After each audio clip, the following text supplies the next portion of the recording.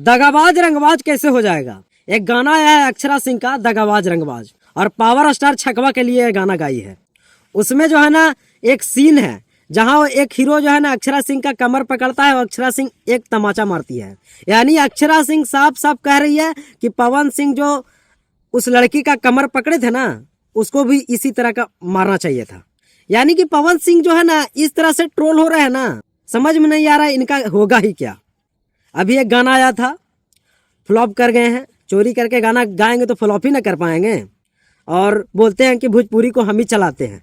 तो इतना बड़ा बड़ा सिंगर आपको मजाक उड़ा दे रहा है, इसके लिए क्या कहिएगा आप लोग, आप ही लोग बताइए। और इस वीडियो को इतना शेयर कीजिएगा कि ये वीडियो अक्षरा सिंह तक जाए, और ताकि उनको भी पता चले कि उनको सपोर्ट जो है ना मिल रहा है। मैं अक्षरा सिंह के तरफ से बहुत बहुत धन्यवाद कहूँगा कि आप जो है ना ऐसे निठल्ले के ऊपर आवाज़ उठाए। हमारी बेटी के ऊपर, हमारी बहन के ऊपर जो है ना बहुत ही गलत गलत इसका हरकत रहता था।